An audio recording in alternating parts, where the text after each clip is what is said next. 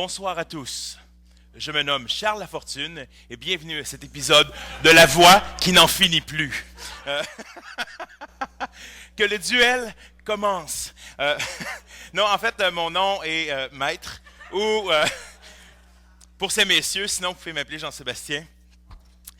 Alors, c'est une bonne chance de vous avoir ce soir. Donc, un film qui fait réfléchir. On est pour le moment encore en train de un peu analyser, décortiquer qu'est-ce qui est là. Et c'est pour ça qu'on a 4 panélistes ce soir qu'on va avoir la chance d'entendre.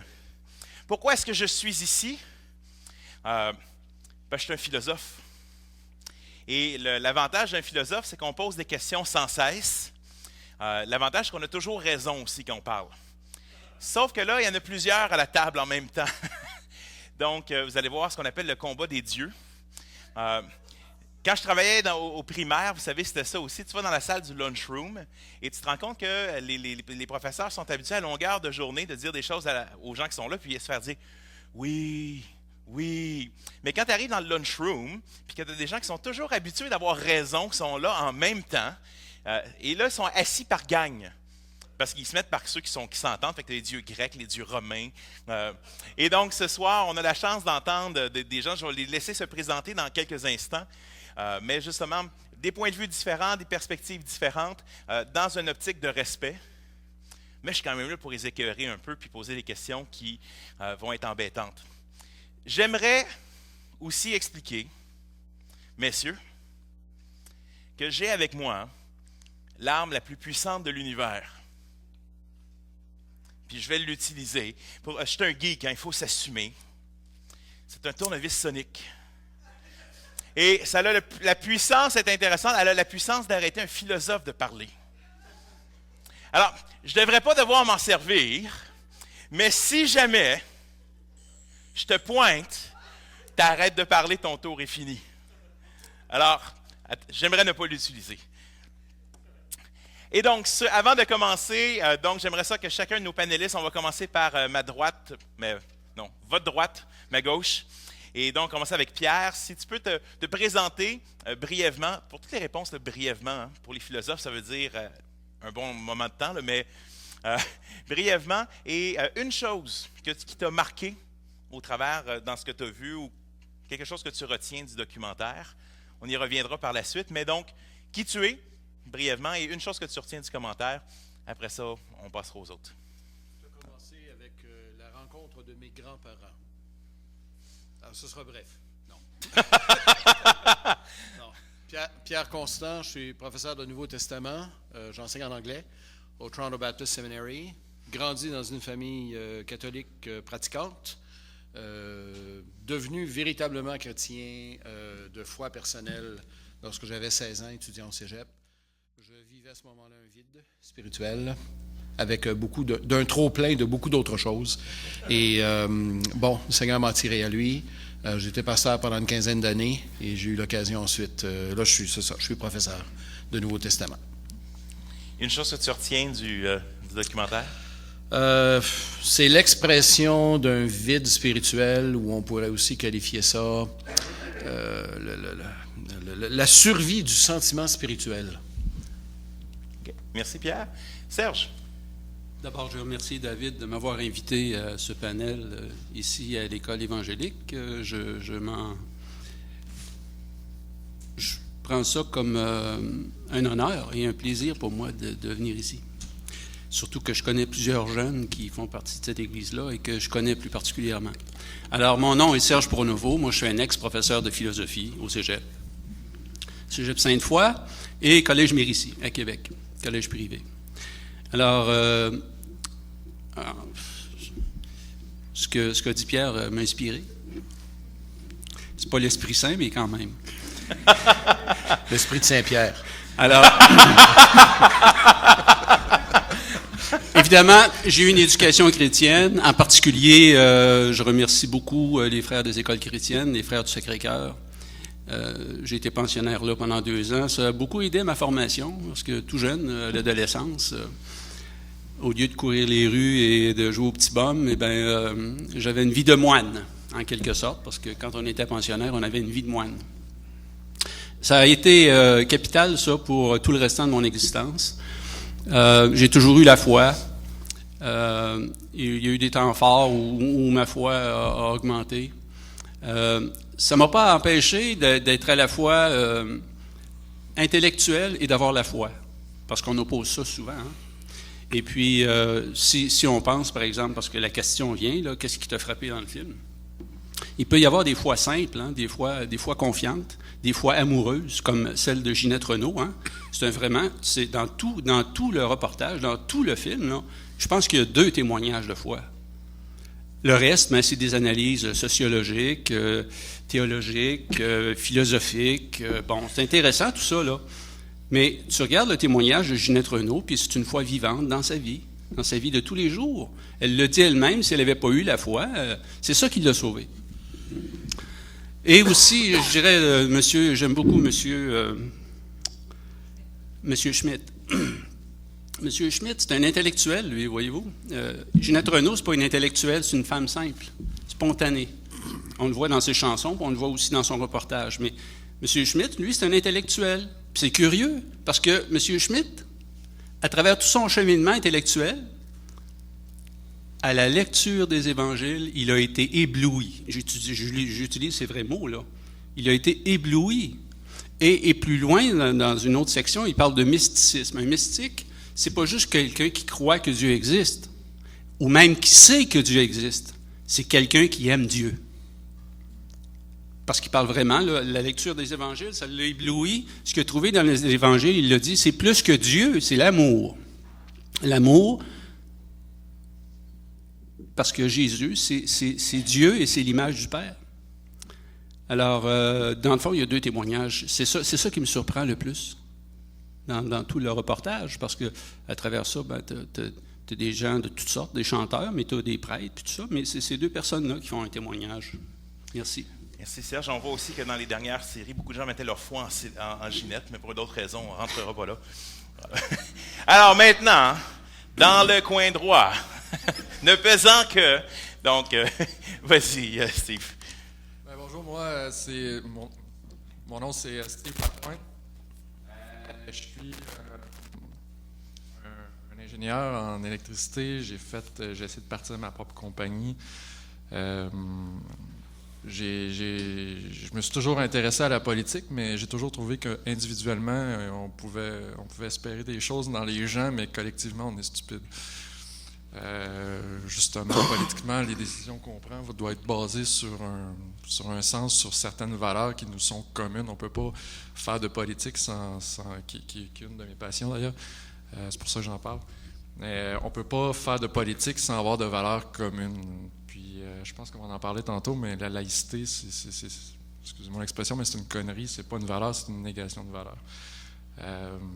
Donc, depuis que je suis jeune, j'ai toujours été intéressé par la politique. Puis, j'ai pris un mauvais tournant, j'ai fini ingénieur. Mais j'ai toujours resté en réflexion. Quand j'étais à l'université, j'étais un athée convaincu. Jusqu'à temps que je me dise, je discute très souvent et je débat énormément, que ça fallait définir de quoi qu'on parlait, fallait définir de quoi qu'on parlait quand on nomme Dieu. De quoi on parle, justement, parce que je me rendais compte que des chrétiens avaient des positions aussi divergentes que certains athées avaient une position plus proche un de l'autre sur ce qu'ils considéraient comme possible. Il y en a qui parlaient d'une force ou un être ou peu importe, puis même dans les chrétiens, il y avait des divergences. Donc, j'oserais quasiment parler de des christianismes plutôt qu'un christianisme. Ce qui m'a marqué dans le... je vais juste terminer un point. J'ai commencé par étudier la Kabbale dans un moment où ça allait vraiment mal dans ma vie. Puis c'est ce qui m'a apporté à reconsidérer ma position et à admettre qu'il y a peut-être quelque chose qui me dépasse. C'est quand même dur, là. Je suis ingénieur, j'ai un solide ego. Mais, mais bon, je défendais quand même que le christianisme c'était quand même une bonne religion qui a défendu les valeurs. Et c'est d'ailleurs le point qui m'a marqué dans le film. Je pense que c'est la haine de nous-mêmes. Parce que l'Église, on s'en cache pas, on est presque gêné de dire que c'est nos racines. Pourtant, ça nous a sauvés. On a eu le taux de natalité le plus haut dans l'histoire. Puis c'est probablement ça qui a fait qu'on a été colonisé plutôt que mort comme peuple. On existe encore aujourd'hui parce qu'il y a eu certaines valeurs communes et collectives qui ont été là. Donc, ce qui m'a marqué dans le film, c'est vraiment le mépris de soi-même. En tant que peuple, c'est le déclin de l'Occident, en fait. On touche à notre fin si on se positionne pas d'une façon un peu plus directe. Merci, Steve. Guillaume. Bonsoir, je m'appelle Guillaume Bignon. Mon accent va vite me trahir, je ne suis pas québécois, je suis français. Et j'ai grandi en France, dans la région parisienne. Et j'ai grandi dans l'église catholique, plus par tradition et peut-être même par superstition que par réelle conviction de vie. Et dès que j'ai été assez grand pour expliquer à mes parents que je ne croyais pas une seconde à ces sornettes, j'ai été athée et j'ai arrêté d'aller à l'église le dimanche matin. Et c'était la seule différence finalement dans ma vie de tous les jours. Et pendant les années qui ont suivi, j'ai grandi et j'ai essentiellement cherché à obtenir ma joie, mon plaisir dans la vie et ma propre gloire. Et donc j'ai poursuivi assez férocement sur différents plans. Je faisais de la musique. Mes parents étaient très aimants et on a toujours eu une bonne éducation et un souci incroyable de nous faire développer dans tous les sens. Donc j'ai joué de la musique, je faisais du piano. J'ai fini par jouer dans un groupe. Donc je jouais dans un groupe de rock et je jouais le clavier. Et puis dans le niveau des sports, j'ai fini par grandir. J'étais un petit enfant, mais quand la puberté est arrivée, j'ai grandi. Je faisais 1m94 et j'ai découvert que je pouvais sauter 1 mètre de haut. Et donc j'ai été repéré par une équipe de volleyball et j'ai fini par jouer en championnat de France de volleyball en France. Donc tous les week-ends, j'avais les matchs dans toute la France, la musique. Et puis dans mes études, ma mère s'est occupée de nous tellement bien qu'on a toujours été très bons à l'école avec mon frère, ma sœur. Et j'ai fini par étudier les maths, la physique et les sciences de l'ingénieur et obtenir un diplôme d'ingénieur en informatique. Donc j'avais tous ces plans dans ma vie qui étaient un peu la poursuite de ma propre gloire et ça a commencé à marcher très bien. Et puis par une suite d'événements extrêmement improbables et inattendus, la question de Dieu s'est reposée à moi. Je vous passe les détails de comment ça s'est passé, je serais ravi de partager ça une autre fois. Mais bref, à travers cette succession d'événements complètement improbables, Dieu s'est révélé à moi, m'a changé le cœur, m'a épuisé la haine que j'avais pour Dieu et la religion. L'évangile m'a été proclamé, je l'ai reçu, ma vie a été complètement bouleversée. Dans le processus, j'ai déménagé aux États-Unis et j'ai fini par habiter à New York City, c'est toujours là que j'habite. Et je me suis trouvé à expliquer à ma famille et mes amis que j'étais depuis un athée et que j'étais un chrétien, et que je croyais que Dieu existe, que Jésus était son fils et qu'il était relevé des morts. Ce qui, dans mon cercle de connaissances et de famille, était essentiellement un suicide intellectuel de confesser une telle irrationalité. Et donc je me suis retrouvé à devoir leur expliquer pourquoi je n'avais pas perdu la tête. Et j'avais évidemment mes bonnes raisons. Mon expérience témoignait fortement de la vérité du christianisme. Et puis j'avais réfléchi à ces choses-là. J'étais éduqué et donc penseur sur ces questions-là, j'y avais réfléchi, mais je me suis trouvé à vouloir, il va falloir que j'ai toutes les réponses, et j'ai donc commencé à étudier ces choses-là avec une passion phénoménale. Tous les soirs en sortant du travail, j'avais des DVD, des conférences, des documentaires, des livres, tout ce que je pouvais attraper pour essayer de trouver les bonnes réponses. Quelles sont les raisons de penser que Dieu existe, que les Écritures sont fiables, que Jésus est qui il croyait être. Et puis toutes ces réponses-là m'ont amené à me dire, si je vais passer tout mon temps à étudier ces choses-là, autant que j'obtienne un diplôme. Et donc j'ai fini par postuler pour rentrer en séminaire, et j'ai obtenu un master en études du Nouveau Testament, et j'ai ensuite continué avec des études doctorales en théologie philosophique, et je viens de terminer ma dissertation doctorale. Donc je suis un théologien philosophique qui travaille dans l'informatique en tant qu'ingénieur à New York, dans la finance, en salle de marché. Voilà, le background. Donc, je suis ravi d'adresser tous ces sujets indépendamment ou ensemble, mais voilà mon arrière-plan un petit peu en tant que personne. Et une des grandes idées, alors j'ai pris des notes à plus savoir qu'en faire parce que ce documentaire m'a vraiment parlé, vous aurez du mal à m'arrêter sans utiliser la violence. Mais donc, un des thèmes qui m'a touché, c'est le fait que ce documentaire parle du sens de la vie et du désespoir qui arrive quand on pense, ou alors quand on arrive à considérer qu'il n'y a pas de sens objectif à la vie, et on sent qu'il y a ce vide dont il parlait, mais cette constatation, au final, elle ne se présente à un être humain que lorsqu'il s'arrête et qu'il y pense. C'est-à-dire qu'il y a un système très fort, et ça a été très présent dans ma vie à moi-même, qui nous pousse à ne pas se poser cette question-là. C'est-à-dire que la poursuite de mon plaisir a pris tellement de mon temps et de mon énergie à essayer de devenir célèbre avec la musique, essayer de devenir le meilleur volleyball possible et essayer d'avoir du succès en affaires et de gagner ma vie correctement, de rencontrer une femme. Toutes ces choses-là, à essayer de courir après, au fin de compte, on ne réalise pas quand on court après notre bonheur exactement quel est le sens de la vie et est-ce qu'il y a un ensemble de valeurs objectives qui doit guider nos choix dans cette poursuite. Et en fin de compte, ma vie s'est complètement écroulée en termes de sens, puisque je suis plutôt ravi de la façon dont ma vie ça a été bouleversée, mais ça s'est complètement écroulé quand, en fin de compte, il s'est passé une ou deux choses, c'est-à-dire que soit la poursuite, finalement, on a un échec total et là, tout est remis en question. Ou alors, au contraire, c'est la victoire et on obtient ce après quoi on courait, mais d'un seul coup, on ne sait plus quoi faire.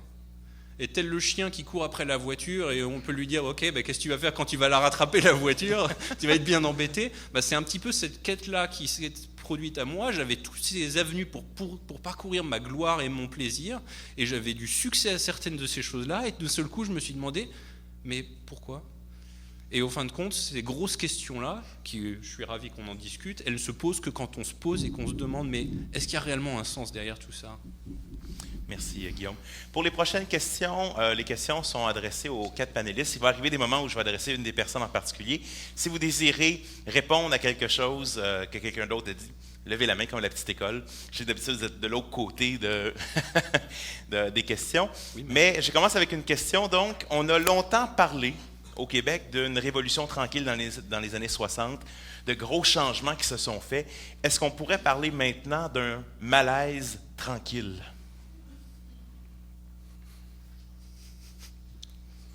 La courtoisie va nous pousser à attendre et à ne pas prendre la parole. Mais allez-y.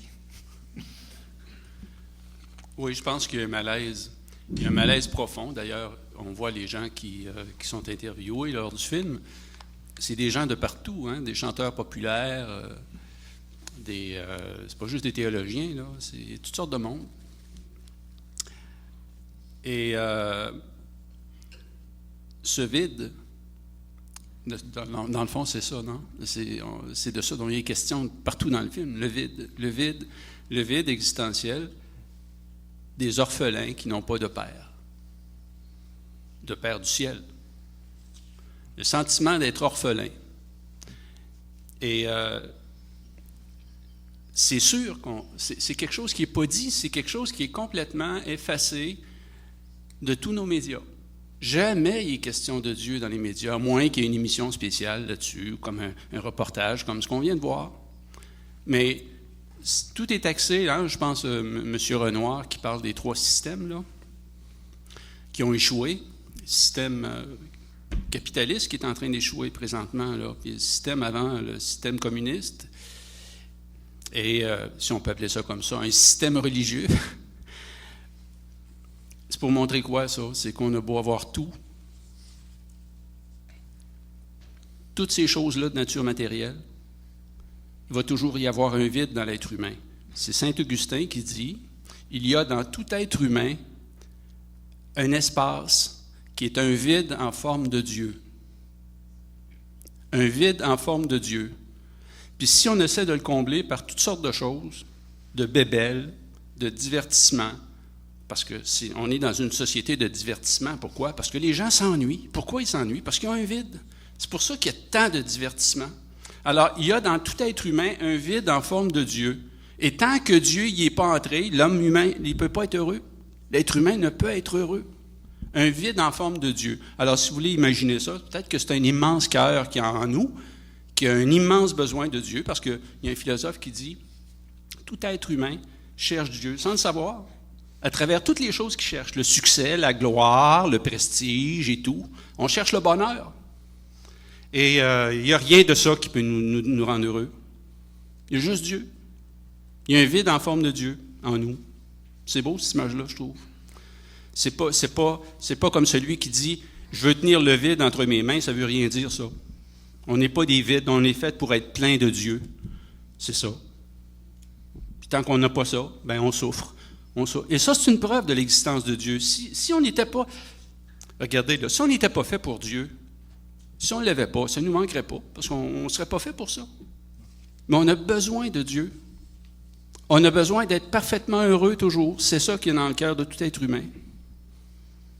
Puis, si on souffre, et s'il y a une telle détresse, pas juste au Québec, mais mettons qu'au Québec, on a des beaux records, hein?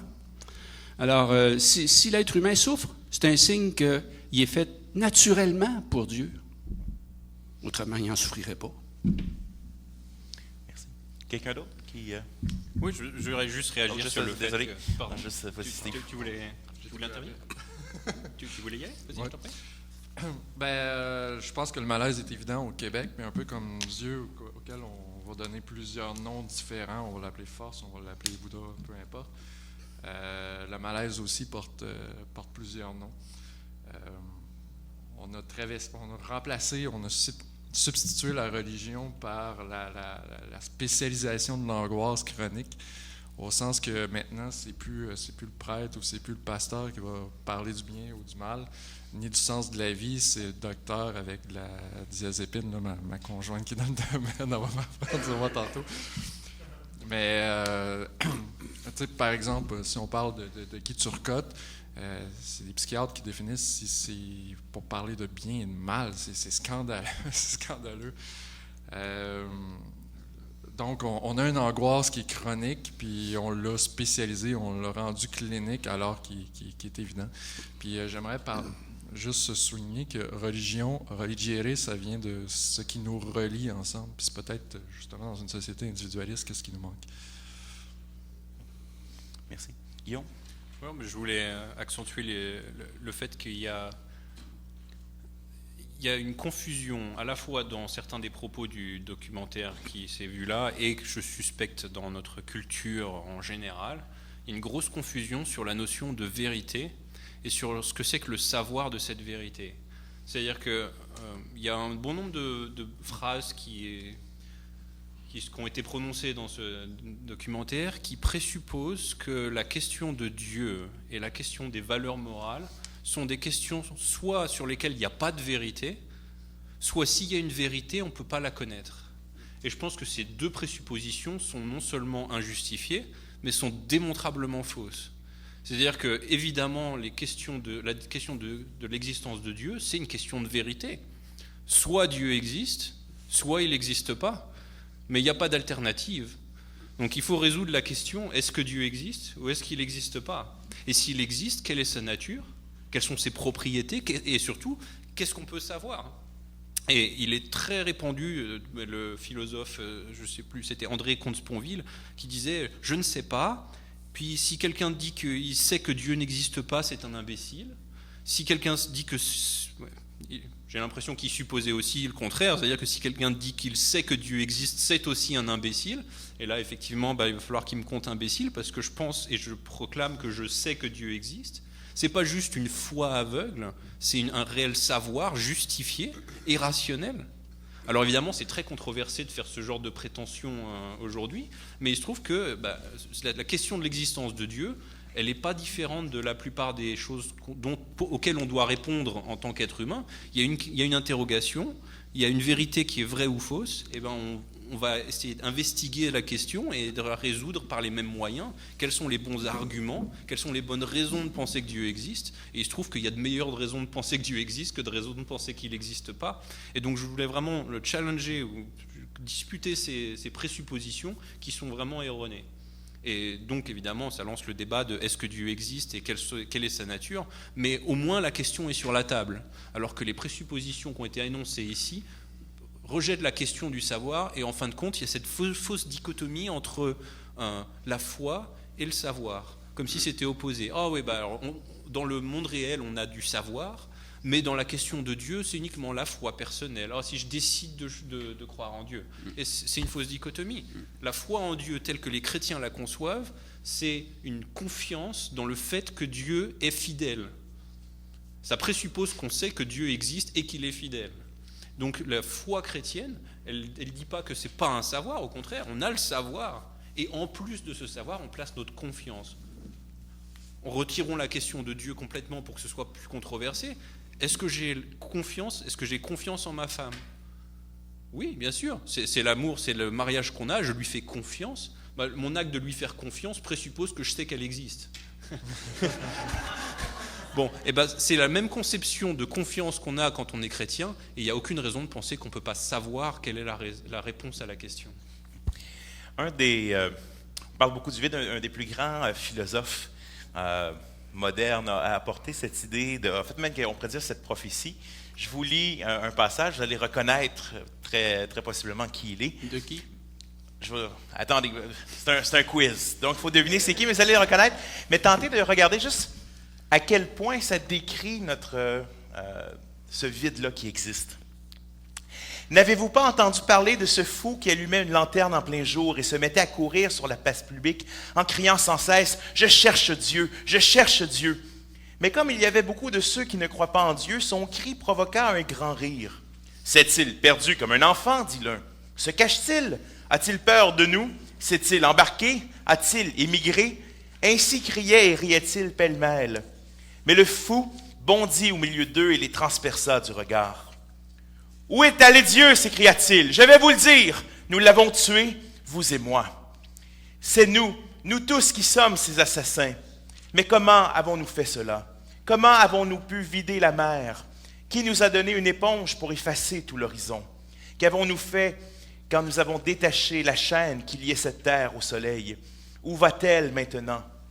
Où allons-nous nous-mêmes, loin de tous les soleils?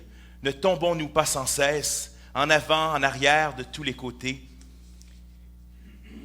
Y a-t-il encore un en haut et un en bas? N'allons-nous tous pas errants comme un néant infini?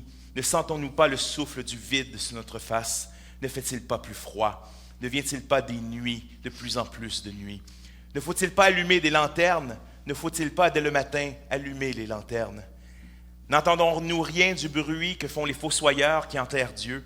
Ne sentons-nous pas encore rien de sa décomposition divine? Les dieux aussi se décomposent.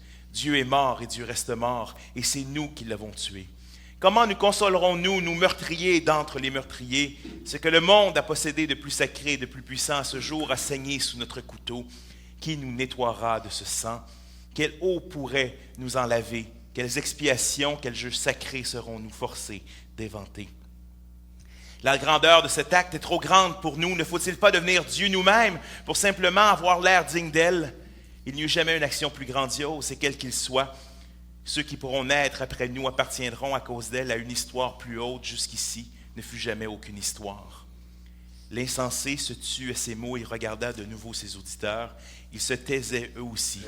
Comme lui, ils regardaient avec étonnement. Finalement, il jeta sa lanterne sur le sol, en sorte qu'elle se brisa en morceaux et s'éteignit. J'arrive trop tôt. Cet événement énorme est encore en chemin. Il marche et il n'est pas encore parvenu jusqu'aux oreilles des hommes. Tricheur. Mais on voit donc, c'est quand même intéressant de voir ce vide profond. Puis je suis sûr que tu as le goût d'en dire quelque chose, Steve. Oui, je l'avais apporté pour un passage parce que Nietzsche, une fois que l'assassin de Dieu, celui qui a tué Dieu, Nietzsche l'appelle l'être humain le plus laid. Puis Nietzsche qui a parlé de la mort de Dieu, qui était plutôt briser les anciennes lois pour en créer des nouvelles. Vous me permettez, je lis un passage parce que je pense que ça représente assez bien que un des plus gros problèmes de notre société, c'est le relativisme, justement. Il y a une vérité, donc soit qu'une chose est vraie, soit une chose est fausse, mais elle ne peut pas être à la fois vraie et fausse. C'est la stupidité du monde moderne. Puis, je suis un peu d'accord avec Nietzsche. Le problème, c'est le relativisme moral, c'est qu'on se plaît à dire oui à toutes les vérités. Puis, conséquemment, on vit dans un système démocratique où toutes les vérités doivent être bonnes pour que tout le monde ait la même valeur, alors que c'est complètement faux. Il y a des choses qui sont vraies, il y a des choses qui sont fausses, il y a des choses qui sont bonnes, il y a des choses qui sont mauvaises.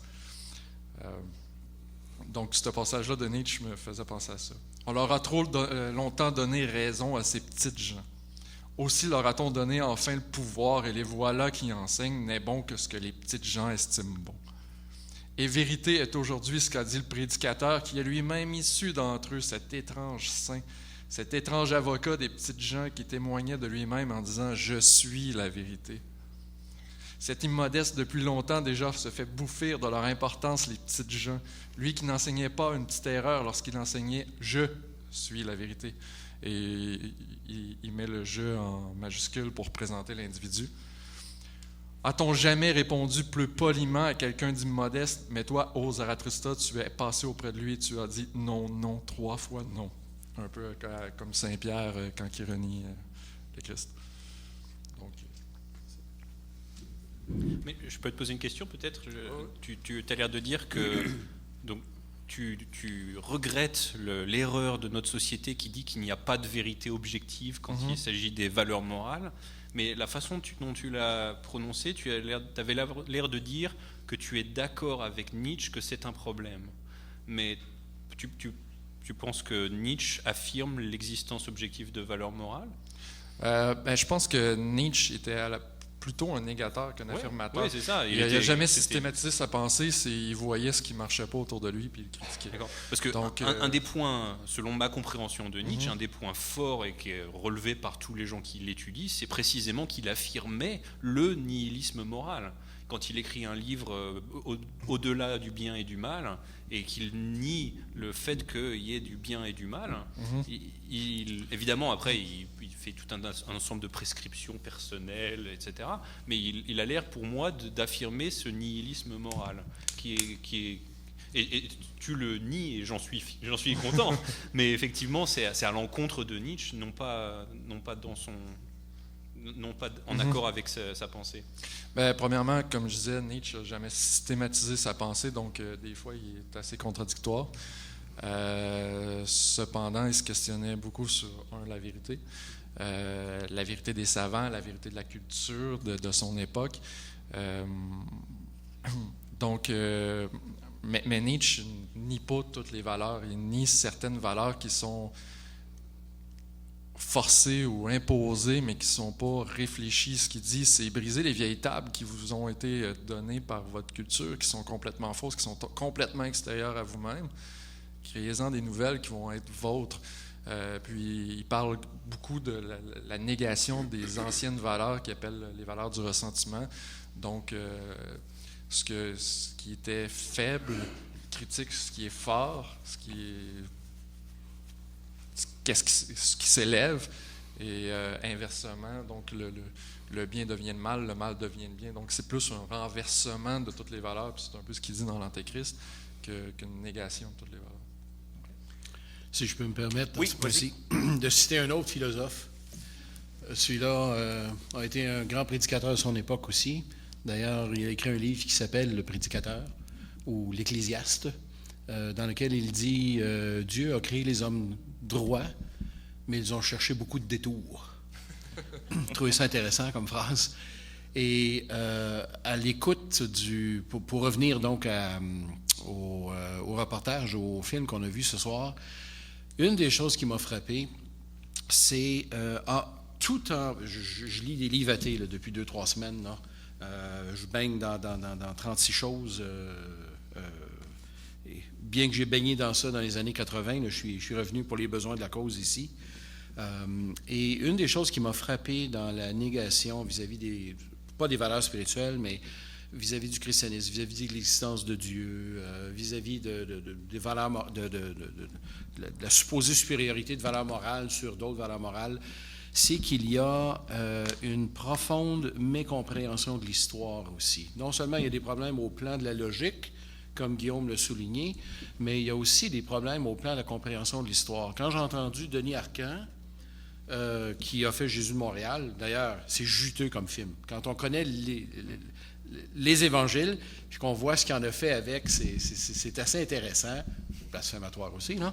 Mais c'est Intéressant, c'est un gros mot pour toi? Ou... Quand j'avais vu ça, je me suis dit, oh, il a vraiment québécisé ce film-là. Mais en même temps, quand il nous dit, bon, les évangiles ont été écrits 2-3 siècles après Jésus, ça m'a fait rire aussi. Quand j'ai lu Heureux sans Dieu, il y a 3 semaines, pour me préparer pour ce soir, pour demain, et pour y répondre, finalement, j'en avais seulement lu la moitié, mais il y a une profonde, non seulement une profonde mécompréhension, mais une profonde ignorance de l'histoire. C'est une chose que de nier des arguments bidons au sujet de l'existence de Dieu. C'en est une autre de passer par-dessus des événements historiques. Si on ne veut pas croire en Dieu, soit. Mais il y a des éléments qu'on ne peut pas effacer de l'histoire. Et si les gens ne veulent pas croire les récits historiques des évangiles, encore là, soit, mais il faut tout de même rendre compte de la naissance du christianisme au 1er siècle, qui, lui, est un phénomène historique à expliquer. Et ça, nos intervenants dans le film n'ont pas abordé ce propos-là. J'aurais aimé que, Guillaume Tremblay, qui a fait le film, aille un petit peu dans cette direction-là, ou du moins qui nous inclut le clip de Yvon Deschamps, qui faisait partie de la publicité du film, mais qui n'est pas dans le film, où Yvon Deschamps, s'il y a une icône québécoise, c'est bien lui, qui dit, je me sens, j'ai tout ce qu'il faut, mais je me sens pas bien. Puis là, il nous a fait son rire habituel pour terminer cette phrase-là. Mais je me suis dit, l'élément de la recherche historique, ça, c'est complètement balayé. Souvent, on s'engouffre dans du sentiment religieux, dans du débat philosophique. Mais je pense qu'on a besoin aussi de revenir aux éléments de l'histoire. Et il y a une myopie historique grande, une ignorance des événements historiques, sans bien même tomber dans toutes les questions d'interprétation de l'histoire puis d'historiographie. Il y a quand même des événements qui sont passés. La naissance du christianisme est quelque chose à expliquer. Ça explique non seulement le sentiment religieux, mais aussi ça donne des réponses. Et ça, malheureusement, je ne les ai pas vus dans le film. J'aurais aimé les voir. Le film n'était pas destiné à ça, mais j'aurais aimé voir... J'aimerais peut-être voir une deuxième version ou une suite à ça pour explorer ces éléments-là dans l'histoire. Tu veux dire quelque chose, Serge? Je voudrais me revenir sur M. Comte-Sponville, qui dit que je ne sais pas, on ne peut pas dire que je sais que Dieu existe, on peut juste dire que je crois que Dieu existe. J'aurais envie de lui demander, ça, là, quand il dit ça, est-ce que c'est quelque chose qu'il sait ou quelque chose qu'il croit? Précisément. S'il le sait, il devrait avoir des preuves. S'il n'y a pas de preuves, puis que c'est toujours énoncé comme ça, comme si c'était une évidence, c'est donc quelque chose qu'il croit, n'est-ce pas? Absolument. Pourtant, on sait bien qu'au cours de l'histoire, il y a plein de philosophes qui ont montré que Dieu existe. Que Dieu existe, pas ce qu'est Dieu. Ça dépasse toute intelligence humaine. Hein? Mais savoir que Dieu existe, ça, là, il y a non seulement plusieurs philosophes, anciens, antiques, médiévaux et actuels, mais ça, là, cette idée-là qu'on ne peut pas savoir, là, c'est tellement...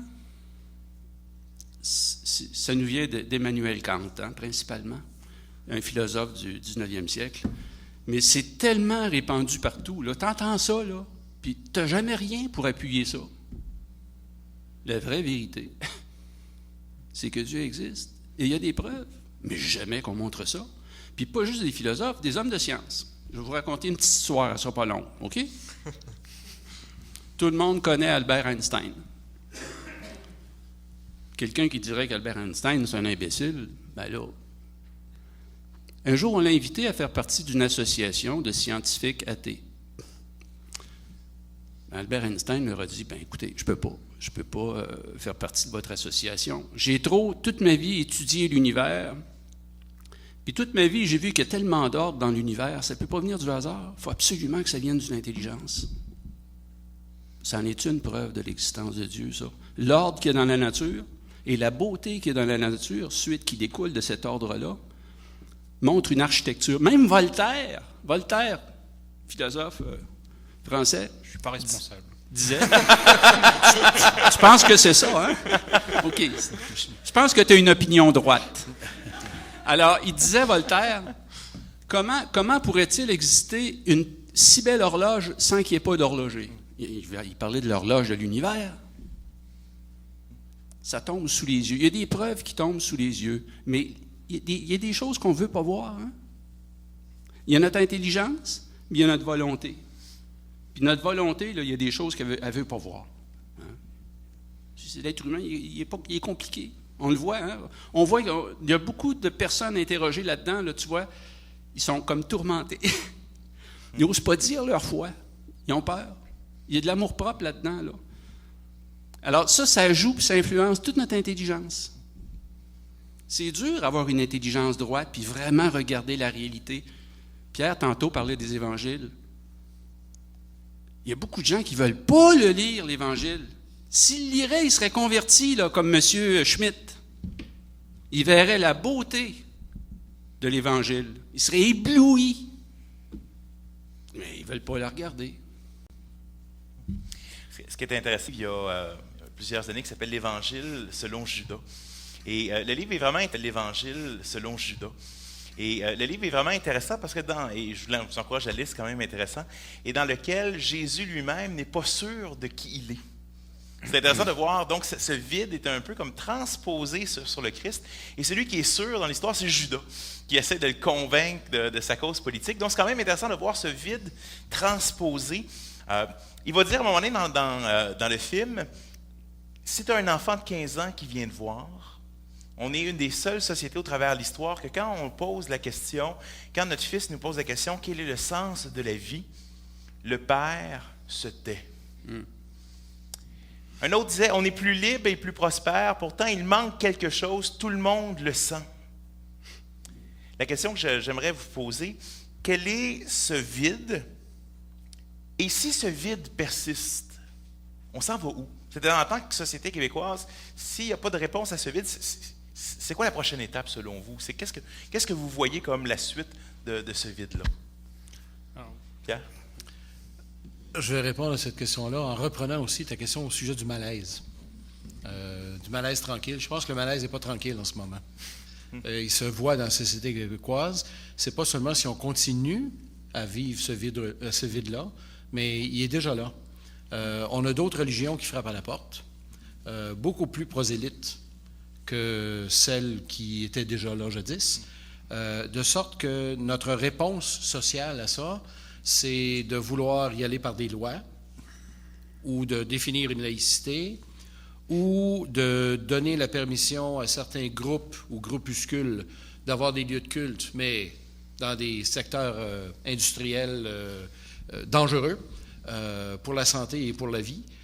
Donc, on réagit comme société avec des lois, mais ça nous montre aussi à quel point les Québécois n'ont plus de colonne vertébrale au plan spirituel, non pas seulement pour dire non aux demandes des autres religions ou même à l'athéisme, mais aussi pas capable de dire non et pas capable de répondre à ces exigences et pas capable de trouver de sens non plus. Alors, comme on est des êtres, bibliquement parlant, on est des êtres complets.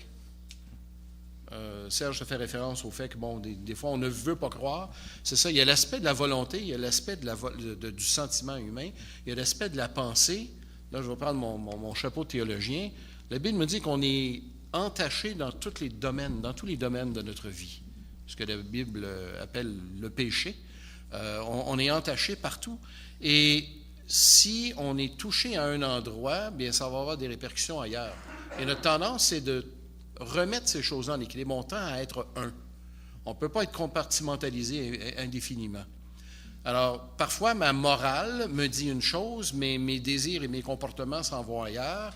Alors, si ma morale est assez forte, bien là, je vais ajuster mes comportements pour revenir à la morale. Mais si, d'autre part, je cède constamment à mes désirs, mais ce besoin d'unité que l'on a va faire en sorte que je vais changer ma morale, je vais changer ma théologie, je vais changer ma croyance. Et là, bien, nos Québécois sont empêtrés dans toutes sortes de désirs qui sont multipliés par la publicité et les médias, de sorte que les gens, ne veulent pas réfléchir, et même quand ils se mettent à réfléchir et ressentent un vide, mais c'est pas long qu'ils vont le combler par autre chose, ou bien qu'ils vont, sous pression de leur désir, trouver très difficile d'ajuster leurs pensées. Alors ça va nous toucher dans nos pensées, dans nos sentiments, dans notre volonté, et ça prend, franchement, la grâce de Dieu pour être capable d'y arriver, de traverser tout ça. Alors, je pense que le malaise est déjà là, je pense que la difficulté est déjà là, et que si on continue dans ce sens-là, on va simplement légiférer de plus en plus, mais légiférer vers quoi? Ça reste encore à voir, mais je sens en ce moment-là une prolifération de législation.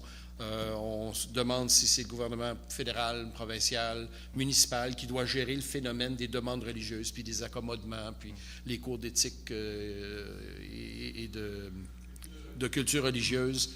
Je l'ai enseigné, en tout cas, j'ai enseigné l'ancêtre de ce cours-là, je devrais le savoir. Donc, il y a ce melting pot-là en ce moment dans le cœur des Québécois, et la réaction en ce moment, c'est de légiférer tant que faire se peut. Pas sûr où ça va mener encore. Merci, Pierre. Oui. Ben, je crois que si on continue comme ça, on va être le grand oubli de l'histoire. Si on regarde l'histoire de tous les empires, jusqu'à assez récemment, ce qui faisait la force d'un empire, c'était les hommes. C'était la force morale qui faisait en sorte qu'un groupe était plus fort que l'autre groupe à côté, soit par esprit de cohésion, soit parce que mange pas de cochon, il va être avarié. Puis tu risques d'avoir des bobos à ton ventre. Mais bon, les interdits et les obligations façonnaient ce qui était commun dans une société, puis c'est ce qui fait en sorte que une société se développe et qu'une civilisation prend forme, c'est qu'elle a certaines valeurs communes.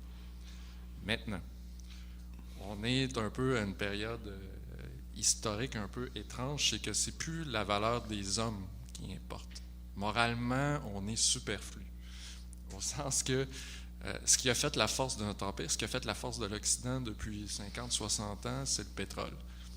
C'est plus le fermier dans son champ avec ses 8 enfants qui vont l'aider à travailler, qui va changer quoi que ce soit. C'est superflu, c'est la force du moteur, du Honda, qui a renversé notre force morale en Occident. Donc, la morale est devenue superflue. Cependant, on est à la veille, on va avoir des problèmes énergétiques, là, même s'il reste 15 fois plus de pétrole qu'on pense qu'il y en a, c'est exponentiel. Ce qui veut dire qu'à tous les 10 ans, on consomme autant de pétrole que toutes les générations précédentes mises ensemble dans l'histoire en ont pris. On s'en va vers une crise énergétique, c'est évident. Là-dessus, qu'est-ce qui va arriver? Présentement, si on n'a pas de force mécanique, ça veut dire si on n'a pas une agriculture industrialisée, c'est 600 fois moins d'agriculture qu'on peut faire. Donc, sur une planète de 7 milliards, calculer le nombre de personnes qui sont destinées à mourir. Ça va être d'ici les 50 prochaines années, j'ai peut-être l'air d'un prophète de malheur, mais à un moment donné, si tu as 10 litres de gaz, on n'inventera pas, on n'est pas capable d'en faire, à moins qu'on trouve une solution miracle. Mais présentement, toutes les alternatives énergétiques sont soit peu porteuses d'avenir ou des fraudes. Puis là-dessus, j'implique l'hydrogène pour lequel j'ai travaillé. Il y a des subventions en arrière, puis on oppose la science à la religion, mais la science est la plus grande foi. On observe même pas un fait, on l'interprète, ce fait-là. On voit une chaise, on en déduit que toutes les chaises soient grises. Il y a beaucoup d'erreurs logiques dans ce qu'on prétend comme l'empirisme scientifique. Donc, pour qu'est-ce qui va s'en venir? Ça va être la chute de l'Occident, puis ça va être des grands cris, des grands pleurs. Ça va arriver, je ne sais pas quand, mais ça va arriver à un certain moment donné. Puis là, il va y avoir un déchirement, puis on va probablement retrouver la morale, puis on va rouvrir les vieux manuscrits poussiéreux, puis on va les apprécier. Je finirai cette petite parenthèse-là en citant un film que j'adore, qui est Fight Club, qui dit le grand problème de notre époque, c'est qu'on n'a plus de grandes guerres ni de grandes dépressions. Sur cette note joyeuse et optimiste. Je suis pas là pour être optimiste. Absolument, mais je ne vais pas être complètement hors sujet parce que je voudrais justement prendre ça et simplement discuter rapidement de la place que joue la mort dans les questions que le documentaire soulève. Parce que moi je suis philosophe, j'aime bien quand on commence à donner des réponses. Et les questions qui ont été soulevées dans le documentaire, en final, elles ne sont jamais répondues. On ne nous donne aucune réponse et ça finit sur une note vraiment glauque, en final. C'est quel sens il y a à notre vie? On ne sait pas. Et ils ont un sens même qu'en ayant rejeté la religion et en ayant rejeté Dieu, ils avaient rejeté un sens objectif à leur vie. Et le documentaire finit. Boum. Et je pense qu'ils ont réalisé quelque chose de très juste, mais qui est important pour nous pour évaluer exactement quel est le sens de la vie, supposant qu'il y en ait un. Tu nous demandes finalement quel est le sens de la vie s'il y en a un. En tant que théologien, il y a une confession très classique de foi des réformés qui s'appelle la confession de foi de Westminster. Et la première question qu'ils posent sur leur longue confession de foi, c'est quel est le sens de la vie? Et ils commencent, et leur réponse est très très simple. La fin ultime de l'homme, c'est de rendre gloire à Dieu et de le savourer pour l'éternité. Et c'est extrêmement concis. Et il y a eu un lien qu'ils ont correctement identifié dans le documentaire et dans cette réponse-là. C'est le lien fort entre l'existence de Dieu, le sens objectif de la vie des hommes et l'éternité. C'est-à-dire qu'il y a deux conditions qui, logiquement, me semblent nécessaires pour que la vie des hommes ait un sens objectif. L'une, c'est l'existence de Dieu, parce que si l'homme n'a pas été conçu, s'il n'a pas un créateur qui l'a designé, qui l'a conçu dans un but précis, alors nous, la façon dont on se donne des buts, c'est juste une illusion, c'est juste mes sentiments personnels. Je vais me donner ce but-là, je vais poursuivre cet objectif-là dans la vie, mais c'est pas réellement le but de ma vie, puisque le but de ma vie me serait donné que par mon créateur. Une analogie qui pourrait aider à apprécier la vérité de ce point, c'est, je sais pas si vous avez vu le film de Pixar Wall-E. C'est le film dans lequel il y a un petit robot. Et je trouve ça extraordinaire parce que ce qu'ils ont fait, c'est qu'ils ont dit le robot, il avait une fonction. Si vous vous rappelez, sa fonction, c'était de ramasser des ordures. Il avait des petits bras, donc toutes les pièces ont été conçues spécialement pour ramasser les ordures. Et malgré tout, la grande idée qui balance dans le film, c'est que ce petit robot avait un sens transcendant. C'est-à-dire qu'il avait une fonction, le but de sa vie, c'était en fin de compte de sauver les hommes qui étaient devenus obèses dans leur vaisseau spatial. Bref, c'est une histoire touchante, mais c'est extraordinaire. Le robot, on sait qu'il a été conçu par l'homme, dans le cas de l'histoire, et son but, il est déterminé par son créateur. Le but du robot, c'était de ramasser des ordures. Et malgré tout, les auteurs de l'histoire ont rendu ce petit robot transcendant en disant « mais non, il a une âme », ils l'ont personnifié, ce robot. Et en fin de compte, ils disent « mais il y avait un but transcendant bien plus glorieux qui était de sauver la population des hommes ». Et alors effectivement, ce but-là, il est absurde dans la mesure où il a été créé par l'homme, mais si réellement il a une âme et il est personnifié tout comme nous, on est des personnes, la relation, elle existe, c'est-à-dire qu'il y a effectivement la possibilité d'avoir un but objectif transcendant, et pour nous, ce but transcendant de notre vie ne peut pas exister s'il n'y a pas de créateur. Et la deuxième question, brièvement, qui est soulevée pour la deuxième condition nécessaire pour qu'il y ait un sens objectif à votre vie, à mon sens, c'est l'éternité. Parce que si la mort est réellement la fin de toute chose, c'est le grand effaceur, et à ce moment-là, tous nos efforts précédant la mort pour essayer d'améliorer notre quotidien, pour aimer notre prochain, essayer de rendre le monde meilleur, tous ces efforts-là sont effacés de manière universelle à la mort. Et ça, à mon sens, logiquement, ça retire toute objectivité de sens de notre vie, puisque ça devient complètement dérisoire, tout comme la personne qui change les positions des chaises sur le navire, sur le ponton du Titanic en train de s'écraser. C'est bien, dans l'immédiat, tu as un but particulier, mais au final, tout va être effacé par la mort. Donc il me semble, moi, que pour avoir un sens objectif à la vie et une réponse à la question qui n'arrivait pas à répondre, il faut l'immortalité et l'existence d'un créateur. Pour une question suite un peu à ce que tu dis, Guillaume, dans Les Invasions barbares de Denis Arcand, justement, tu as le personnage de Rémi Gérard, commencé dans le déclin de l'Empire américain, puis il décède.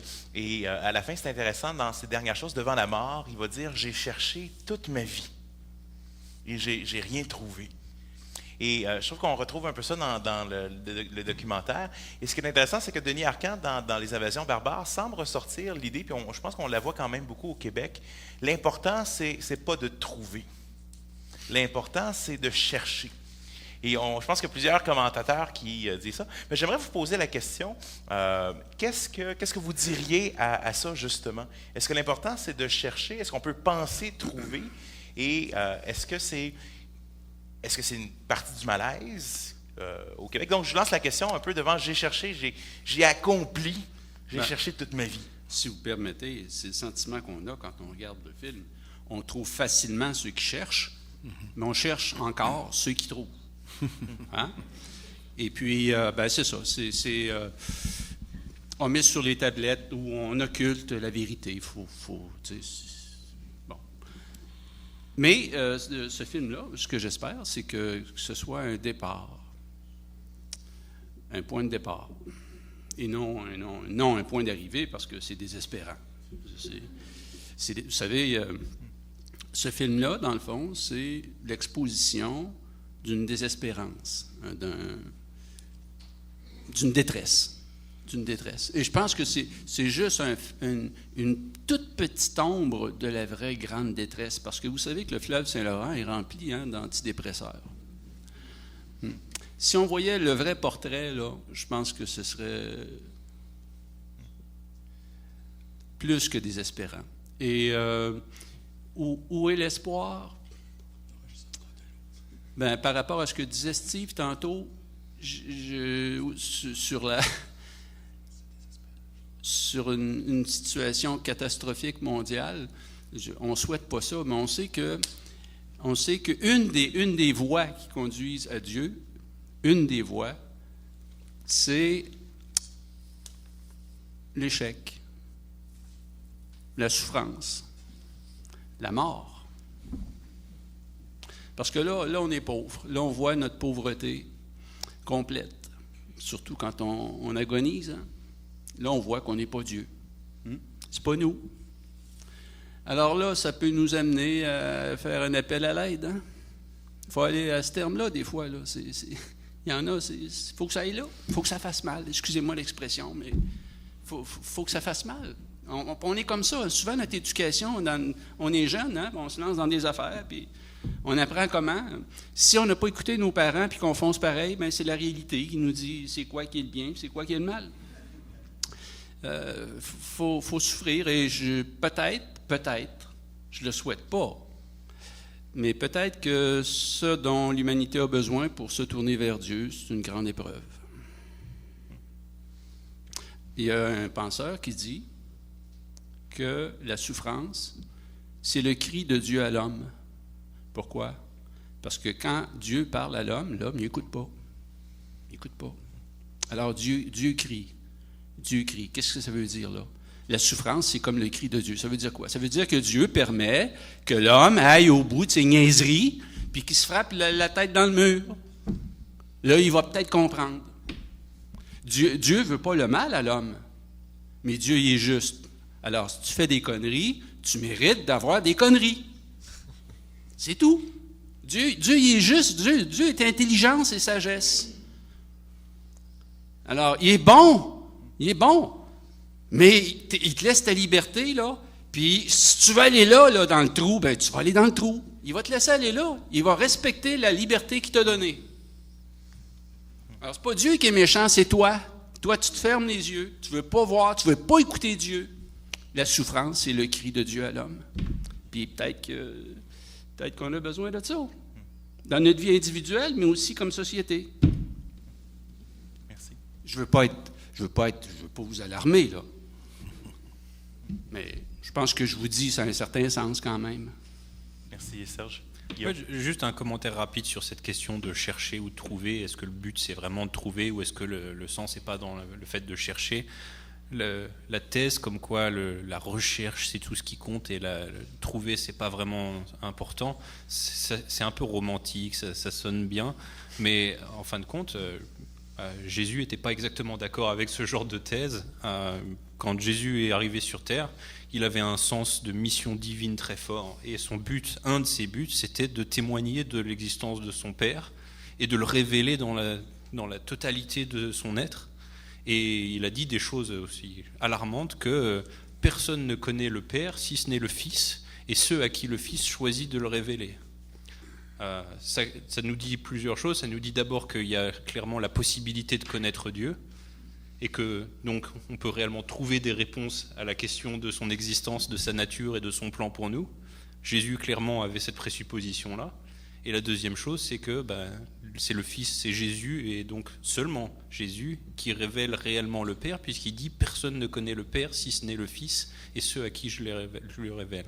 C'est scandaleux dans notre culture pluraliste, mais ça n'en reste pas le moins le message de Jésus. Et donc, en tant que bon théologien chrétien, je vais m'en tenir à ce que Jésus enseigne et pas aux phrases romantiques, slogans attrayants qui pourraient me titiller l'oreille. Je vais m'en contenter à ce que dit Jésus. Moi, je dirais juste, c'est bien de chercher, parce que avoir des réponses toutes faites, c'est aussi méprisable. Donc, il faut chercher honnêtement, puis je pense que, comment on dit ça, cognez, on vous ouvrira, je fais la parole exacte. En même temps, je me pose la question, est-ce qu'on cherche vraiment? Il y a des gens que oui, ils cherchent vraiment, mais on essaie d'occulter ces questions-là parce qu'ils embêtent. Ils embêtent parce que si j'ai raison, t'as tort. Puis tout le monde aime avoir raison, donc on se dit, chacun a le droit à son opinion, mais qu'est-ce qu'on est en train de dire, en fin de compte, c'est que je me fous bien de ton opinion. Ça vaut pas la peine de jaser si tout le monde a raison. Regarde, t'as raison, j'ai raison. Double vérité, tautologie, c'est parfait. On arrête là, mais c'est quand il y a justement une vérité, pas un mensonge parce qu'il y a une intention en arrière, mais une vérité, une erreur, que là, la discussion devient intéressante, puis que si on recherche réellement avec une bonne intention, on va finir par trouver. Il faut aussi, dans une société, des fondements. On ne peut pas avoir une morale si on n'a pas de pierre d'assise pour avancer. On ne peut pas se dire, on va aller tuer 10 millions de musulmanes parce que, finalement, ça va faire descendre le pétrole de 10 cents. Pour agir socialement, pour avoir des enfants, il nous faut des valeurs, il nous faut quelque chose qui nous motive. Puis ça, il nous faut un fondement. On ne peut pas se dire, peut-être que ça existe, peut-être que ça n'existe pas, puis on fonde nos valeurs là-dessus. Il faut vraiment... L'autre point que je voulais rajouter, c'était en réponse à... Je me souviens plus de votre nom. Serge. La peur de la souffrance qu'on a dans notre société. Dans la Kabbale, ils enseignent que pour eux, Dieu est, je dirais pas une force, c'est un peu différent, mais ils montrent l'image que justement le plaisir conserve, la douleur repousse. C'est-à-dire que quand on est dans un état de plaisance, qu'on est confortable, on n'est pas porté à changer, on n'est pas porté à s'améliorer, on n'est pas porté à se poser des questions. Il nous faut un sérieux coup de pied au cul parfois pour avancer. Dieu la phrase exacte, je pense, c'était « Dieu te tire de la main droite, te tasse de la main droite pour t'attirer de la main gauche », en voulant dire, il te met dans le trouble pour pouvoir t'attirer un peu plus vers le centre. Mais quand tu es prêt à subir cette épreuve-là, justement, parce que quand on ne connaît pas d'épreuve, on ne peut pas avancer. Cette idée de Dieu qui nous parle dans la souffrance, je pense qu'elle a été exprimée par C.S. Lewis, qui l'a lui-même prise du livre de Job, dans l'Ancien Testament, qui a souffert aussi. Pour revenir à ta question, Jean-Sébastien, je pense que c'est excellent de se poser des questions. Je pense que c'est excellent de se remettre en question, de réfléchir, parce que tôt ou tard, si on a beau, à un moment donné, comme peuple, comme personne, arriver aux vraies réponses. Mais ça, c'est arrivé dans l'histoire. Et même le peuple d'Israël avait le vrai Dieu qui venait de les libérer d'Égypte. Il s'est révélé à eux, leur a donné sa parole sur la base de sa grâce envers eux. Et même à ça, ils ont cherché des détours. Alors, il y a non seulement le fait que, oui, c'est intéressant de chercher, mais même quand on a trouvé, il faut continuer à veiller sur notre cœur. Je parlais des différentes dimensions de l'être humain tantôt, là.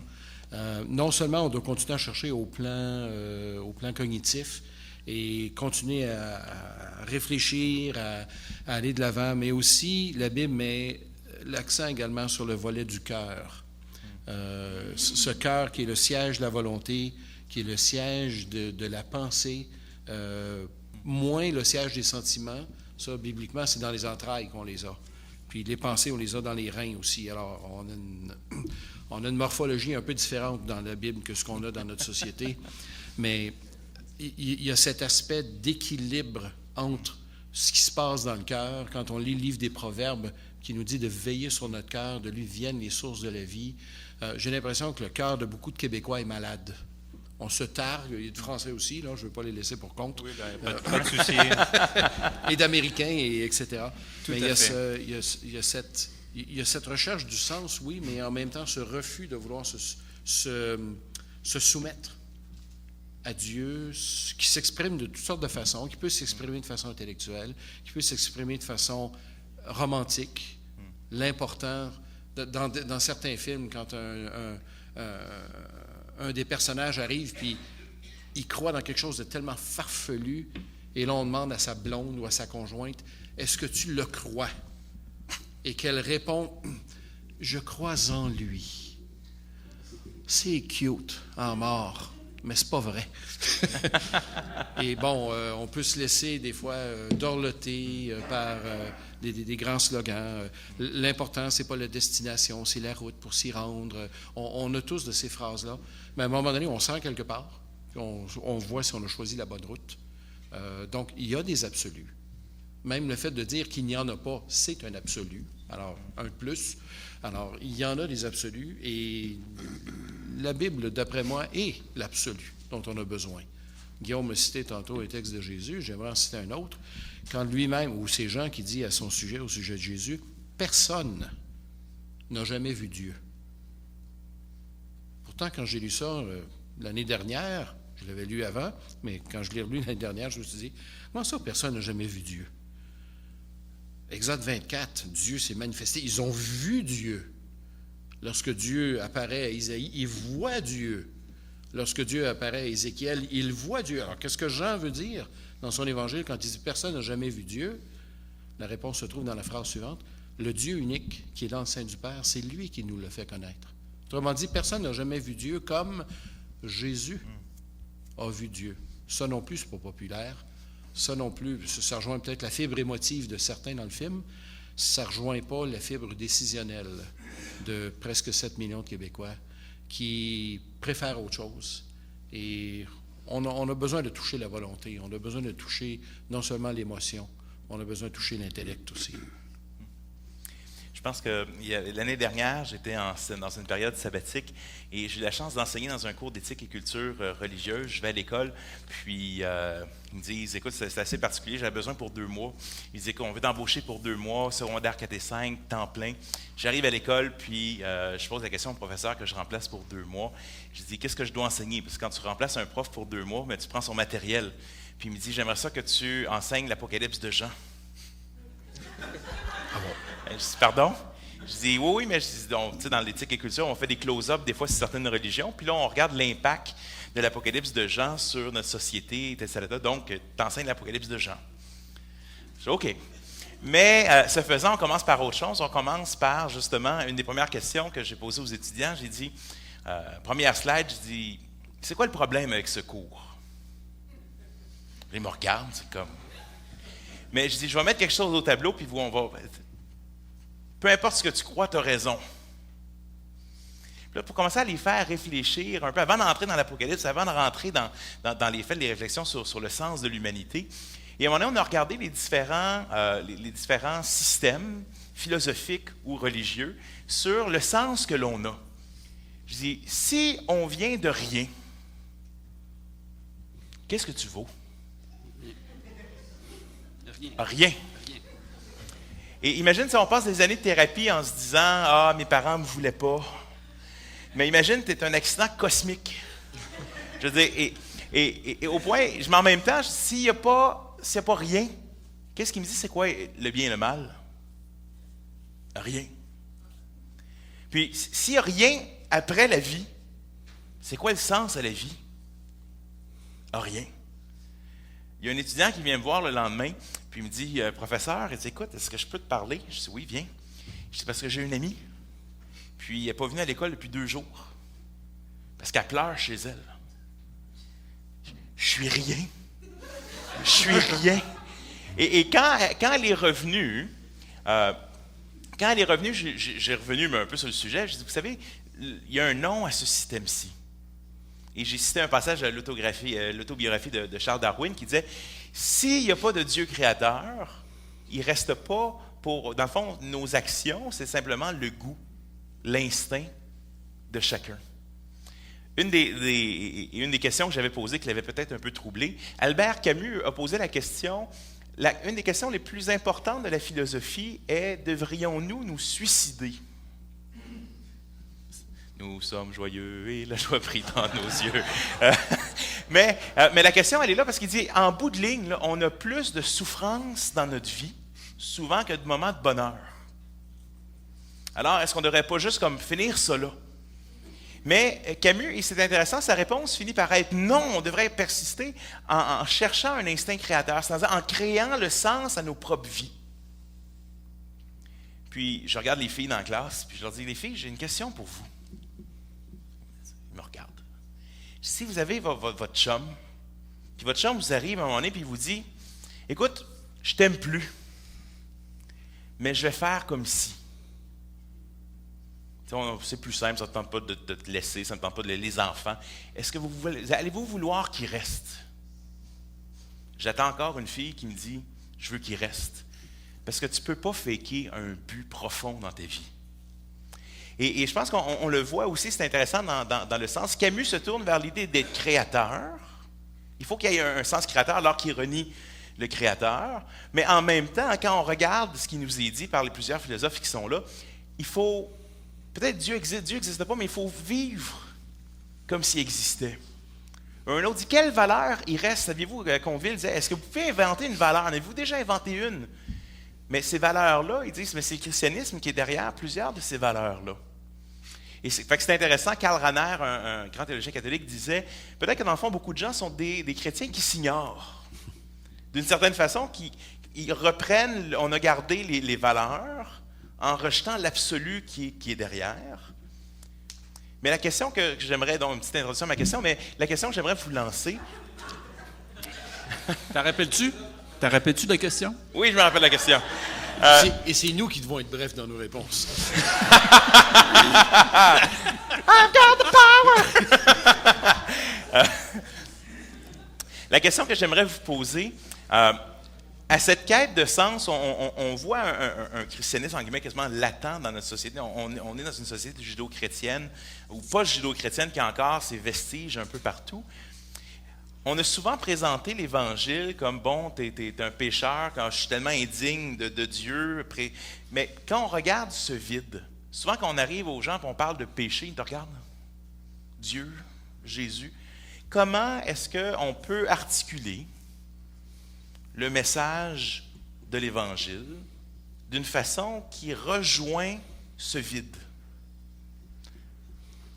Donc, je répète, comment est-ce qu'on peut aborder l'Évangile? On a des gens autour de nous qui ont ce vide-là, puis on a un message de foi chrétienne, puis on leur dit, mais t'es pécheur, puis tu s'en vas en enfer, puis il faut que Jésus est mort sur la croix. Ils te regardent comme... Je comprends comme pas. Mais comment est-ce qu'on fait pour aborder l'Évangile ou le message d'espoir dans ce cadre-là?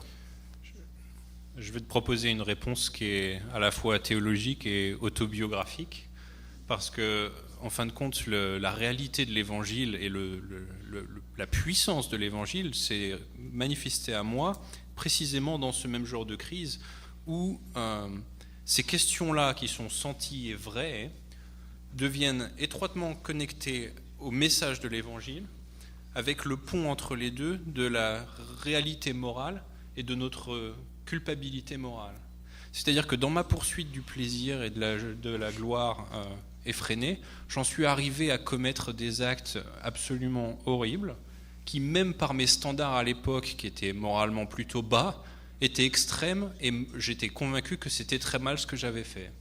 Et c'est au milieu de cet état où, en plus, c'était en plein moment où j'étais en train d'enquêter sur les différentes vérités du christianisme, j'étais en quête intellectuelle de voir s'il y avait une rationalité, si c'était raisonnable de penser que Dieu existe et que le christianisme était vrai. Au milieu de cette recherche, j'en suis arrivé à commettre ces choses-là, et j'en étais dans un état où j'ai commencé à prier en tant qu'athée à Dieu: s'il existe, révèle-toi, montre-moi un peu, je suis là, je regarde ces choses-là, ça doit t'intéresser. Et la façon dont il s'est révélé à moi, c'est qu'il a réactivé ma conscience. Et c'était pas agréable. Réactiver ma confiance, ça veut dire ma conscience, pardon, c'est précisément l'opposé, ma conscience morale, c'était me révéler que ces choses-là horribles que j'avais faites et que j'avais bien dissimulées et que j'avais complètement mis de côté, et puis j'avais bien sûr empilé toutes sortes de mensonges pour essayer de couvrir mes actions, il l'a rapporté exactement devant moi et me l'a collé devant les yeux, et je ne voyais plus que ces choses-là que j'avais faites. Et c'est dans cet endroit où j'ai réellement senti et réalisé ma culpabilité, j'ai commis ces choses-là. J'étais en douleur physique d'avoir fait ces choses-là. Je savais qu'il n'y avait pas de retour en arrière. Je ne pouvais pas annuler mes actions passées. J'avais commis ces choses-là et j'étais coupable. Et c'est ce sentiment extrêmement puissant de culpabilité qui m'a fait réaliser une chose, c'est que mes sentiments de culpabilité me pointaient vers le fait que j'étais coupable. C'est-à-dire que si on se sent coupable, c'est peut-être qu'on est coupable. Et du coup, dans cet endroit où on réalise qu'on est coupable, eh bien, le message de l'Évangile, il est complètement... Non seulement il nous dit qu'effectivement, il y a une réalité des valeurs morales, mais comme on réalise qu'on a enfreint ces valeurs morales et qu'on est coupable, ben, il nous faut une solution, il nous faut une bouée de sauvetage. Et la solution en question, ben, je vous soumets que ce n'est pas la suppression, le mensonge et le renie de ce qu'on a fait. Au contraire, c'est la confession de ce qu'on a fait et le pardon. Et c'est précisément ce qu'apporte Jésus sur la croix. Il dit qu'on est tous coupables, mais que lorsqu'on confesse nos péchés à Dieu et qu'on place notre confiance en lui, alors il nous pardonne et nous donne la vie éternelle gratuitement. C'est le message scandaleux de l'Évangile, et il répond précisément à la crise existentielle qui est sentie par ces gens dans le documentaire, clairement dans mon passé, et qui change la vie parce que c'est d'une puissance incroyable. Le pardon et la vie éternelle sont gratuits pour celui qui se repent de ses péchés et se place sa foi en Jésus. C'est pas des rituels religieux, c'est pas sauter sous les bons cerceaux et prononcer toutes les formules magiques et les hocus pocus, c'est par la foi en Jésus. Oh, j'ai été scié et ça a changé ma vie. Tant qu'il est riche, il n'a pas besoin de son père. Et là, il est dans la misère. Et là, il y a le repentir du ventre, hein, parce qu'il a faim. Non, c'est ça qui le ramène à son père. D'abord, il souffre une souffrance physique. Et puis peut-être un petit remords, une culpabilité, comme tu dis, Guillaume. Ça revient à ce qu'on disait tantôt. C'est Dieu qui convertit, hein? Mais il part de nos misères. Les misères après lesquelles on a couru nous-mêmes, là. Alors, c'est une condition. Je voulais vous dire quelque chose tantôt. Je reviens un petit peu en arrière. C'était sur le problème fondamental de la vérité. Hein. Vous connaissez l'histoire du conférencier qui, en public, comme ça, il dit « La vérité n'existe pas ».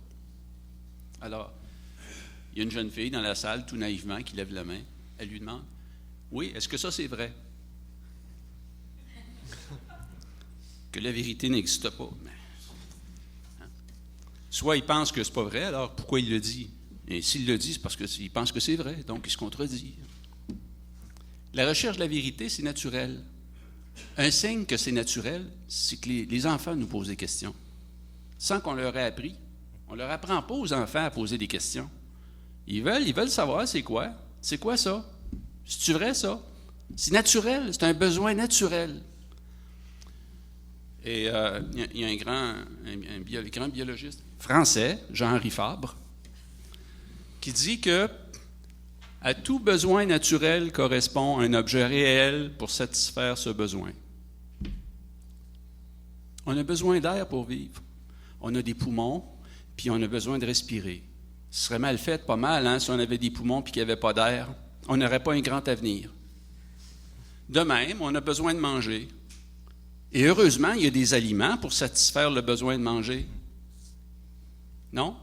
Serais-tu mal fait un peu si on avait un estomac et qu'il y avait juste des minéraux? Ou des légumes. Ouais. Là, je pense que tu parles pour toi, Jean-Sébastien. Ça devient très autobiographique tout à coup. Alors, l'être humain, de même, il a un besoin naturel de connaître la vérité. C'est un besoin naturel. Alors, serais-tu mal fait que l'être humain il ait besoin de chercher, mais de ne pas trouver? Puis, la vérité, dans toute sa perfection, c'est Jésus. Merci, Serge. Pierre? 2 anecdotes avant l'épilogue, le mien en tout cas.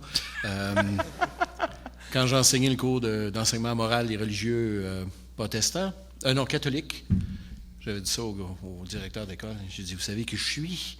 Il dit, oui, mais tu dis pareil de toute façon. Tu sais, là. Alors pour lui, il n'y avait pas de problème que je sois un ex-pasteur protestant et que j'enseigne le catholicisme. Mais je me souviens d'avoir donné l'occasion aux élèves de secondaire 1 en fin d'année de poser toutes les questions qu'ils voulaient. Et ils ont craché leur fiel et vomi leur bile religieuse. Et je leur ai dit en fin de... Parce que là, qui nous dit que la Bible c'est vrai, etc. Puis Dieu, qui il est pour nous dire quoi faire, tout ça. Des vraies questions de secondaire 1. En fin de compte, c'est les mêmes questions que l'Université 3, sauf que c'est un peu plus... dit de façon un peu plus directe. Et à la fin de la classe, je leur ai dit, je ne répondrai pas à vos questions, pas ici en tout cas, vous pouvez venir me voir. Mais je dis, je veux juste vous sachiez qu'il n'y a aucune de ces questions-là que je n'ai pas déjà entendues. Et la réponse fondamentale à ces questions-là, c'est qu'il nous faut recevoir d'abord le pardon de Dieu. Il faut venir à Dieu en ses termes à lui, pas dans nos termes à nous. Il faut venir dans ses termes à lui. Et pour ça, on a besoin de recevoir le pardon de Dieu. Évidemment qu'il y a un fin finot qui m'a posé la question, sans lever la main. Et vous, monsieur, avez-vous reçu ce pardon-là? Alors, je dis, tu poses une très bonne question. J'ai dit, oui, je peux te le dire, que je l'ai reçu. Donc, j'ai une conversion de type très piétiste aussi. Je ne m'en cache pas, même si j'essaie d'avoir une foi intelligente. Ça, c'est la première anecdote. La deuxième, c'est que lorsque mon fils, qui étudiait en médecine à Sherbrooke, une fois de temps en temps, se faisait demander par ses amis, « Coudon, c'est quoi ton affaire? En quoi tu crois exactement? Tu parles de Jésus, la Bible, etc. » Puis ça rejoint un petit peu ce que tu disais. Tu sais, quand on aborde les gens et qu'on leur explique les aliments de l'Évangile, et là, ils se disent, j'ai de la misère à comprendre. Alors, quand il lui posait la question à mon François, il avait une réponse qu'il leur donnait, c'est, as-tu 1 heure? Des fois, ça s'étendait à 2, dépendant de la localité du locuteur ou des questions de l'interlocuteur. Mais il prenait à ce moment-là 1 heure facilement pour répondre à ce que j'appellerais de l'inculture religieuse profonde. Et là, il expliquait finalement non seulement les éléments de la réponse évangélique de l'Évangile, mais il expliquait en fin de compte le grand plan de Dieu à partir de la Genèse et jusque dans l'Apocalypse. Mais tout ça, et souvent quand il ramassait un pousseux aussi, c'est le fun, parce qu'il est captif de l'auto. Alors, il avait l'occasion aussi de jaser. Mais ceux à qui il avait pris l'occasion, et ceux qui avaient eu la patience de l'écouter pendant au moins 1 heure, lui disaient en bout de ligne, quand ils avaient le portrait un peu plus global, pas juste des morceaux, quand ils avaient le portrait un peu plus global, ils disaient, sais-tu, ça a de l'allure. Là, je comprends. Pourquoi Jésus est venu? Pourquoi on l'appelait l'agneau de Dieu, par exemple? Alors, je dirais qu'en réponse à ta question, après ces 2 longues anecdotes, il nous faut prendre exemple peut-être sur l'apôtre Paul, qui donne il y a 2 discours qu'il donne dans les Actes des Apôtres, au chapitre 14, à Lystre, au chapitre 17, à Athènes, où il prend le temps, finalement, non pas simplement de citer des faits, mais de donner une perspective. C'est toute une vision du monde qu'il nous faut communiquer aux gens. On ne peut pas se contenter de juste donner des morceaux de la réponse, mais c'est toute une vision du monde. Alors, non seulement on touche l'être humain entier, mais on le touche aussi avec une vision du monde entière. Alors, on ne peut pas se satisfaire d'avoir un petit morceau de Dieu ici, puis un semblant de culpabilité là, puis des éléments inventés par les apôtres, supposément. Non, ça nous paraît quelque chose de cohérent. Et quand on explique un peu là, le plan de Dieu dans sa trame historique, dans son volet un peu plus solide dans l'histoire, et qu'on met les choses en perspective, là, habituellement, les gens se disent, peut-être qu'ils vont nous dire, j'y crois pas, là, mais ça se tient. Mais souvent, les gens ont de la difficulté à croire parce que ça se tient pas. Un, parce que des fois, ils n'ont pas la patience d'écouter. Puis deuxièmement, on n'a peut-être pas non plus le réflexe de partir un peu plus loin dans notre évangélisation et de leur expliquer le grand plan de Dieu. Et ça, je pense que c'est essentiel. Est-ce que je te laisserai la dernière intervention, le mot final avant qu'on termine? Comment les gens devraient lire? Comme je disais, je ne peux pas me classer nécessairement comme chrétien ou je suis un peu inclassable, je suis toujours en réflexion. Mais il m'apparaît évident que la neutralité, c'est pas un concept valable. Le fait que, comme culture au Québec, notamment au Québec, là, je connais un peu moins la France, mais j'essaie de me faire des amis français pour un jour, si je me rends là-bas, quand même, avoir une place où... Il y a un pub après ça, les gars, si vous voulez. Comment vous dites, au Pioté. Mais bref, je voudrais parler du multiculturalisme parce que le multiculturalisme, c'est un peu un non-sens. Pourquoi? Parce qu'une culture, c'est ce qui est commun à plusieurs personnes ou à une communauté donnée. Le nom le dit, une communauté, c'est ce qui est commun. Donc, multiculturalisme, c'est dire on a plusieurs choses qui sont différentes. C'est exactement l'opposé, c'est une contradiction logique. Donc, c'est pas du multiculturalisme, c'est de l'acculturation. On est en train de se perdre carrément. Et malgré que je sois pas, je puisse pas me classer, je crois pas que toutes les valeurs sont bonnes, puis je pense quand même qu'on avait, on rock, au sens qu'on a quand même eu une super... Je vais être assez intempestif pour reprendre Nietzsche hors de mon époque, mais on avait une supériorité culturelle, une suprématie culturelle qu'on a perdue. On est devenu n'importe quoi. On est devenu rien. On était quelque chose, on est devenu rien. On a le plus haut taux de suicide au Québec. Parmi les hommes, je pense de 30 à 35 ans. Je pense que c'était plus vrai l'année dernière, mais peu importe, on est un des endroits au monde où on consomme le plus d'alcool. On a même battu les Irlandais puis les Allemands. Faut le faire. Puis, bon. Donc, j'aimerais dire aussi, pour la première notion de péché, ce que ça voulait dire en hébreu, ça signifiait manquer le but. Donc, je trouve que ça va bien avec le fait de chercher le sens. Parce que pour avoir un sens, il faut avoir une finalité. Comme Aristote disait, une chose est bonne en fonction de sa fin. S'il n'y a pas de fin, s'il n'y a pas de but aux choses, ben, il n'y a pas de sens. Donc, puis le sens non plus, il ne peut pas être trouvé en dedans de soi-même. Il faut nécessairement qu'il soit extérieur à nous-mêmes. Donc, si on cherche un sens en tant qu'individu ou par individualisme, logiquement, ça ne fonctionne pas. Il faut trouver un sens extérieur à nous-mêmes. Fais attention, tu sonnes comme un chrétien. Faut pas se pencher Alors, trop, sinon tu vas te rebûcher. Sur ce, il est maintenant le temps de voter pour votre candidat préféré. Non. Et si jamais vous avez... je vais inviter Dominique tranquillement pour nous souhaiter la bienvenue, en fait, le roi. Mais si jamais vous êtes perdu dans toutes ces discussions, ces réflexions philosophiques, il y a toujours l'Évangile selon Arnold, qui se résume en 2 phrases. « Come with me if you want to live. » Et « He'll be back. » Et vous auriez reçu l'essentiel. Sur ça, je vais laisser Dominique clôturer.